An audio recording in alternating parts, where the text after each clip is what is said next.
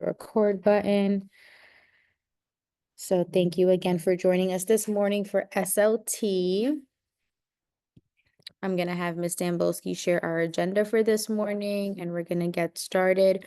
Recording in progress. We are going to have some of our members join us throughout the meeting, and then we're going to let families in as they arrive. So here's the agenda for today's meeting. So welcome, everyone. Thank you again for joining us this morning. In the room, in person, I have Ms. Dambolsky, Ms. Radu, and Ms. Z Moore, and everyone else is joining us virtually today.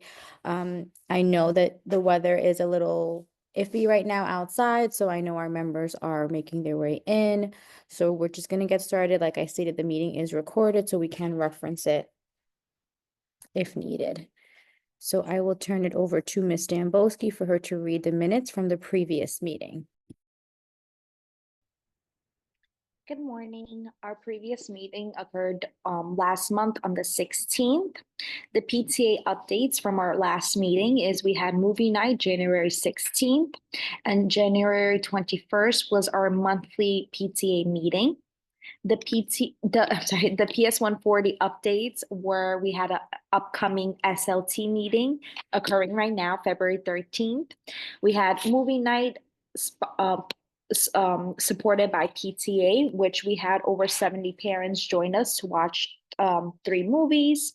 On January 16th, PS 140 had a principal's visit, as well as our after-school program has shifted to only grades 3 to 5 to focus on state assessment based on Rally data.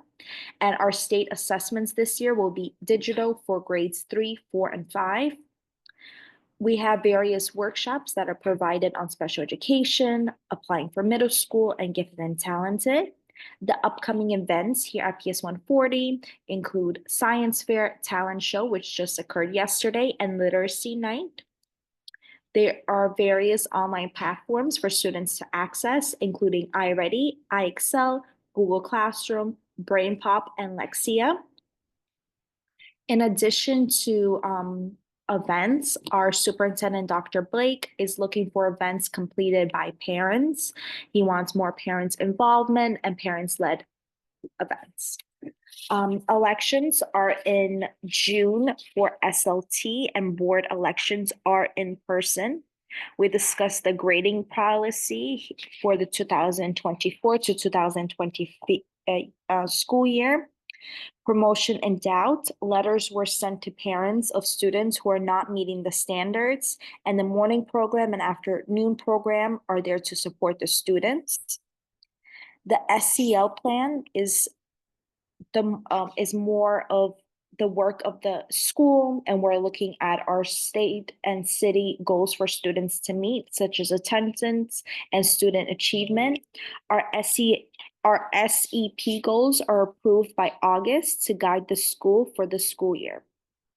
We are currently working with PAL to join together next year for PAL to host after school here. PAL will work with the students until 6, and they are open during the breaks in which our school is off. There are various summer programs that are community-based, such as PAL in the community house, and Summer Rising in the morning for lessons. And there is EAS for students that have a IEP plan. The Title I update is not, it's to be determined date, but it will be an upcoming 8:30 to 9 o'clock meeting to see how we are going to spend the money. And the last thing that we discussed in last month's agenda is the bylaws. For example, the senior trip, upcoming events, the senior prom. And that is all from last time. Thank you. Thank you, Ms. Dambolsky, for reading our minutes from our previous meeting. Tiffany, are you able to, I know you're in transition, are you able to share the PTA update, or do you want us to come back to you at a later point in the agenda? No, I can share the update. The only update that I have is that our next PTA meeting will be February 25th, which is that Tuesday when we come back at I 6 think, p.m. via Zoom. Can you hear me? yes, I can hear you now. Okay, so it will be February 25th, which is that Tuesday when we come back from the break at 6 p.m. via Zoom. So that's the only update that I have in regards to PTA. Thank you so much. So Thank you. Ms. Moore Murray shared that the next PTA meeting will be the Tuesday that we return, which is February 24th. So we'll make sure that we know 25th. I believe it's the 25th. 25th, yes, because Monday is the 24th. It will be the February 25th, which is the Tuesday, and it will be virtually. So we will also share that information with our families so that they can join the PTA meeting and get more information in terms of upcoming events and discussions in connection with the PTA. So thank you, Tiffany, for the PTA update. I'm going to turn it over to the UFT representative, Ms. Moore, for a UFT update. Good morning. UFT update. There's a big push through the union to offer paras to hire and retain more paras through the UFT to offer them $10,000 more. So there is a petition going around for people to sign to offer paras more money because the salary that is offered to them is not a living wage. So there's a petition going around to offer them more money through the state. That's on top of collective bargaining through the UFT. So, Simboski, am I missing anything for the UFT update? Yes, the union is also offering healthcare online for paras as well as substitute teachers, which Okay. they haven't. Yes, so UFT is offering health for subs, I believe, right? Yes. And paras. Substitutes and parents that they weren't really offering before. So that's another update from the UFT.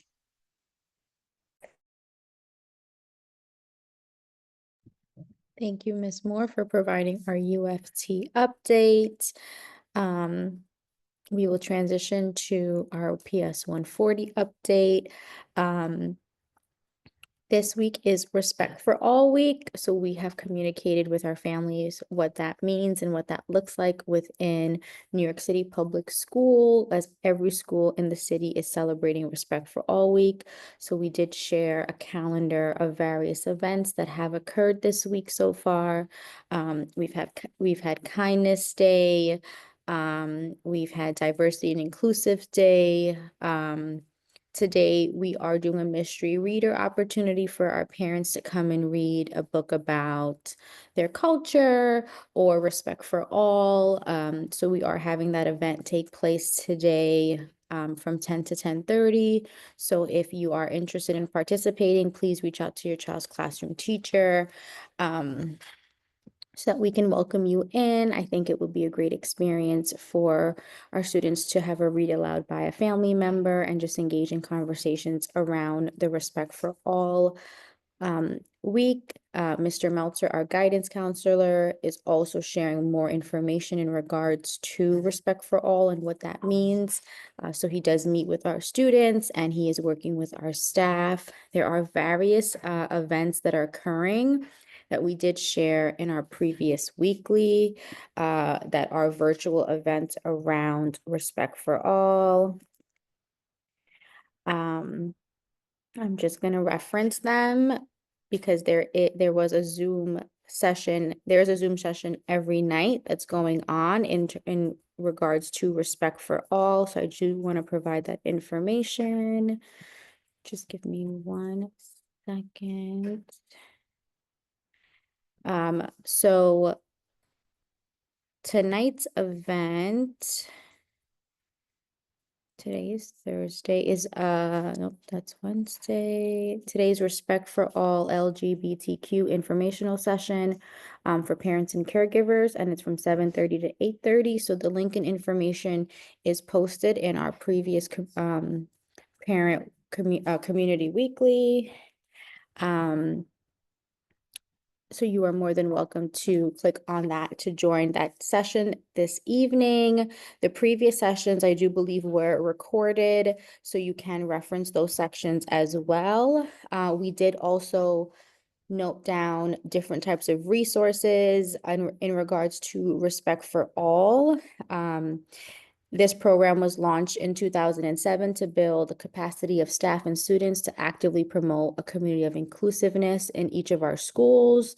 The importance of promoting respect for diversity in our daily practice is vital to creating and sustaining an inclusive school climate and culture in each of our schools so that all students feel valued, supported, and safe. We're going to be sharing multiple activities that our students are engaging in. They create a wonderful bulletin board for what Respect for All means for them and what it looks like, what it means to be kind to each other. We've focused as a building around kindness and what that means to be kind to ourselves and to our classmates and to our teacher and even to our school building. We've had those conversations around Respect for All, which is led by our student council. So it is student-led and conversation-based, and we will share our morning announcements that is led by our student council, bless you, through our YouTube page. So you'll be able to see some of those activities and conversations that we are having this week through our YouTube. Yesterday was our talent show. Our talent show was in-house, so we did not invite families in, but we created a virtual video of the talent show that we will be sharing with our school community so that you can engage and see some of the talents that we have here at 140. So that will be shared shortly. And what was very cool about the talent show was that the recording was done by students. So Mr. Farris worked with our students who they recorded their peers showing off their talent while they were showing off their talent of recording and doing editing and all of those fun things. So we are going to share the talent show video with our school community as soon as the editing is done. It was great to see all of the types of talent that our students bring and add to our school community. So we were able to celebrate all of them yesterday. Our students were able to engage and view the talent show, but we will be sharing it with families shortly. I know that was a question that families had if they could attend, but we wanted to ensure that all of our students would be able to see the talent show, and based on the capacity of the auditorium, we couldn't house families and students. And because of the cold and flu season, we do have some staff members that are out, so we weren't sure if we were able to gather together in a big space, but it was recorded and we will be sharing that. Our next 140 update, Summer Rising information has been released. I do want to talk a little bit about it. We are going to also provide more information in our community weekly tomorrow as well. But the Summer Rising application opens up on Tuesday, March 4th. So please ensure that if you are interested in your child attending Summer Rising, that you look out for those communication. We are going to link how to apply to Summer Rising. For K to 5, the program will run from July 2nd to August 15th. So it's Monday through Friday from 8 a.m. to 6 p.m. The application opens on March 4th and it closes on March 28th, and you apply using My Schools. So you apply online. It's not an application that we do as a school community. It's an application that the city puts out. So please ensure that you apply through your My Schools account. You can list as many program as you would like on your application that you would like your child to participate in. Please note that it's not a first come, first serve basis. All applications, so let's say you complete it on March 4th, it doesn't mean that your child will get a spot. What they do is they pull together all the application and they have their own process of how students are assigned for Summer Rising. There is information on this coming weekly in regards to if you have questions about it, and things like that. Students attending the ESY program, there's information in regards to that as well when it comes to the Summer Rising site and things like that. So we did put all of that information as we are receiving it on our weekly, but just please note the date March 4th is when you can submit your application for it. And it closes, like I stated, on March 28th. So it is less than a month of a window that it's open and closed. So please ensure that you keep those dates in mind if you would like your child to attend Summer Rising for the summer. Our New York School Survey will be coming out very soon. So we will be providing more information in regards to how to complete it, whether it's paper or whether it's virtually that you're completing it through your school's account. But we will roll out more information about the New York School Survey. And the surveys close on April 4th. So we're going to provide some information and send home more communication in regards to our school survey, because we like to hear feedback in regards to the learning environment that we have at 140. Can you answer that, please? Support services, the type of programs that we have here. So it's very important that we work together to ensure that all of our families complete the school survey. We usually do a competition to see how many classes can have 100% completion, but we will roll out more information in regards to the school survey. And the survey closes on April 4th, and we will roll out information when we return from break in regards to what the process looks like. And I know Ms. Cardenas is also planning an upcoming art night in March. So we are sharing the art night survey in our community weekly. So please ensure that you provide some feedback of what you would like art night to look like. We put on these events at school in partnership with our school community, with our families, to ensure that everyone's voice and choice is heard. So please ensure that you provide feedback in regards to what you would like to work on during art night and what your child would love to see, so we can create an experience together. And I think that closes out our 140 update. Before I do close it out, I do want to ensure that we are looking at dismissal. So please ensure that you are picking up your child on time. If your child is not an after-school student, dismissal is at 3:20. So please ensure that you are picking up your students on time. We understand that sometimes things may occur. If you can just give us a phone call so we can be aware of it. If it is a late pickup, we are asking that you sign your child out. So we are looking at our dismissal information when it comes to that, and the same goes for after school pickup. After school ends at 5 p.m. If students are walking, we release them at 5 p.m. on the dot. So please ensure that you are picking up your students on time, as it does affect the staff as a whole, in the sense of the staff day also ends at 5 o'clock. So our goal is to make sure that all of our students are exiting the building safely and are picked up, and our staff can also exit as well. So that is the close of the 140 update.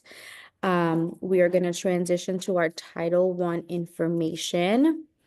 Do we have any Title I updates? I don't believe the Title I representative is here, but there are no updates right now regarding Title I.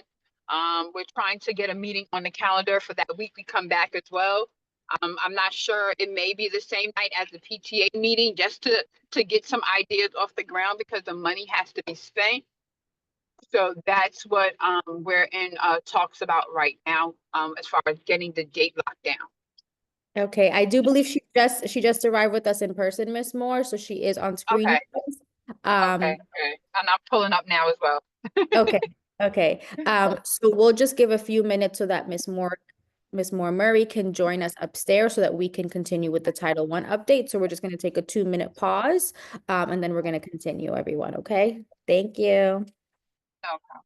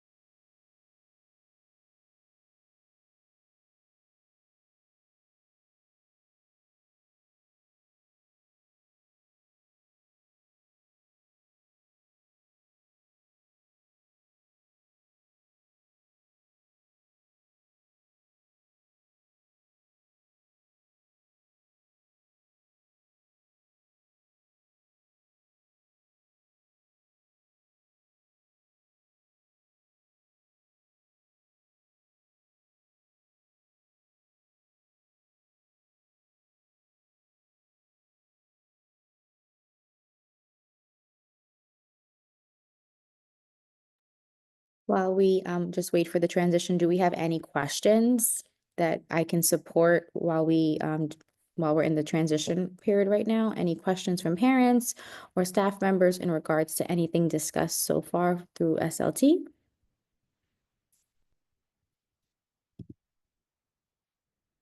Just unmute yourself if you have a question that we can support, and then we're going to continue once Miss Moore Murray joins us.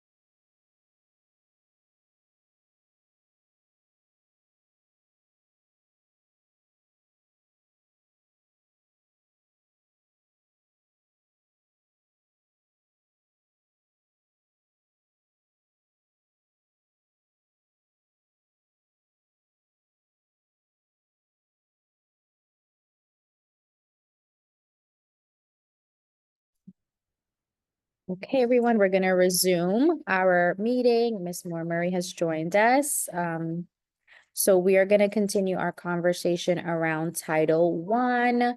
I know a part of our CP is we have to come up with the Title I spending plan.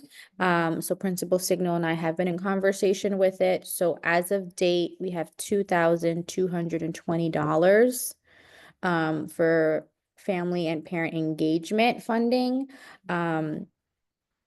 So as a Title I committee, we have to come up and discuss how we are going to spend that money. We do have some suggestions as a school, as we have some events coming up. So we don't know if we want to work together for literacy night or any of those events to work together to allocate how we are going to spend those fundings, but that will be discussed at the Title I meeting. Are we combining it with PTA? No. A separate meeting? So we could do. Title I first? Okay.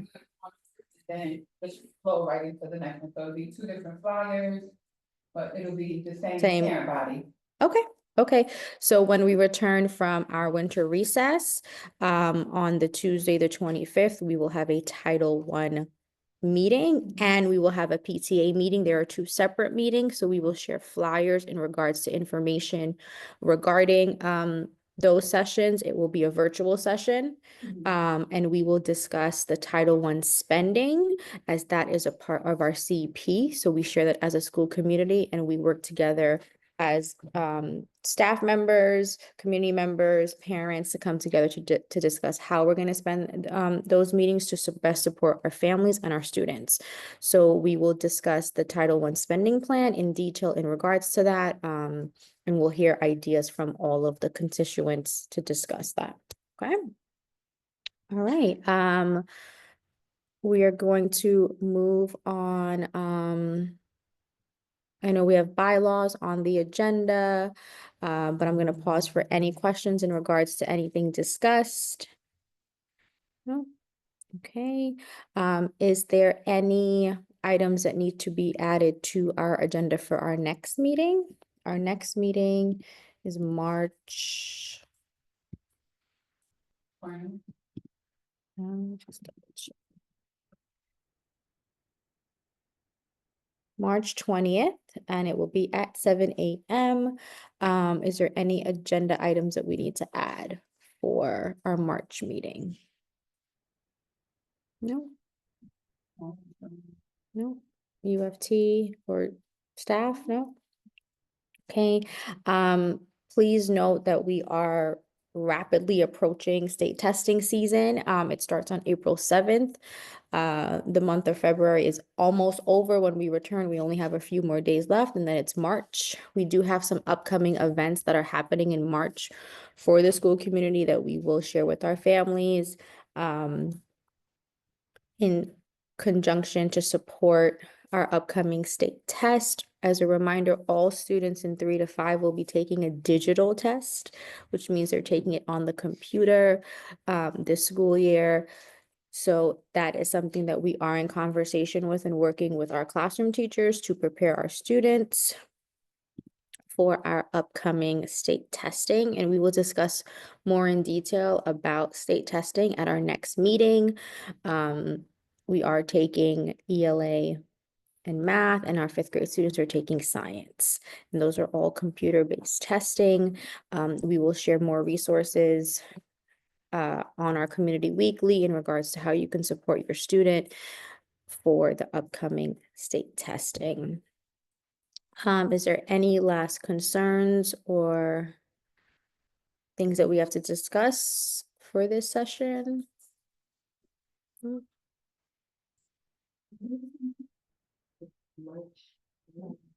The next SLT meeting is March 20th. Yes, the next SLT is March 20th, and our PTA and our Title I meeting is Tuesday, February 25th. I know PTA is usually at 6 o'clock, so our Title I meeting may be either at 4 or 5, right? We're gonna do either before. Yeah, so we could, It may go right after because we haven't done anything in PTA, so there's not really much to go, discuss. okay, So, and I'm gonna try to get, Sonia later on okay. to help with the Title I, Mhm. so I would wanna move from one meeting to The next, yes. So it will be 2 separate meetings, but it will be a back-to-back meeting, and we will provide more information about the time, but it will be in the evening on Tuesday, February 25th. So I encourage everyone to join, as everyone's voice is a part of our Title I as well as our PTA. It will be virtually, and we will record the session and also share it with our community. So if you have follow-up questions, you can reach out to those individuals. Okay, the time is now 7:45. If we don't have any additional items on to discuss as an SLT, no, anyone? No? Any questions from our virtual participants? Families, teachers, any additional I questions? do have a question. Sure. So, now that we're here for our winter break, what type of homework package or assignment package are being sent home? So for grades 2 to 5, we are sending home a rally reading and a rally math packet. Ms. Stambowski is working on distributing those today, so they will be going home today. So please look out for those packets. The purpose of those and what we're going to use it for as a school is to really understand what are some areas that we still need to practice with our students and what are some areas that we know that they already master. So those will be going home today. It will be 2 packets, one for math and one for reading. Our K-1 teachers will share their own, which will be focused around phonics and comprehension and those fundamental skills in terms of math. But 2 to 5 will be getting a packet from Ms. Stambowski, that is a rally packet. So they read 4 passages, they have multiple choice, they have short response. So it's a practice state test. And the reason why we give it to our 2nd grade students is in a few months, they become 3rd graders. So we are practicing and building up their knowledge and their capacity in terms of sitting for and working through longer passages and longer reading. So you can chunk it as parents, that they don't have to sit and do it all in one session. They can either do a passage a day, they could do a few pages a day, but we are sending home that practice because we want those skills to be practiced at home. And students also have access to all of our online platforms.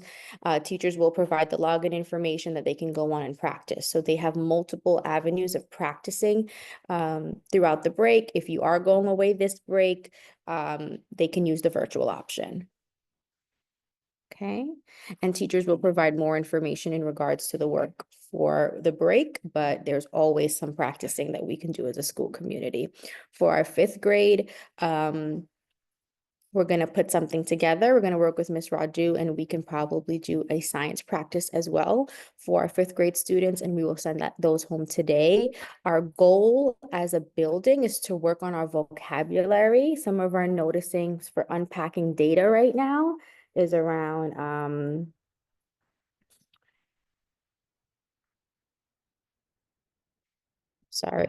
is around unpacking content vocabulary, because we're noticing through Acadience testing, which we just completed. Tomorrow's the last day of testing.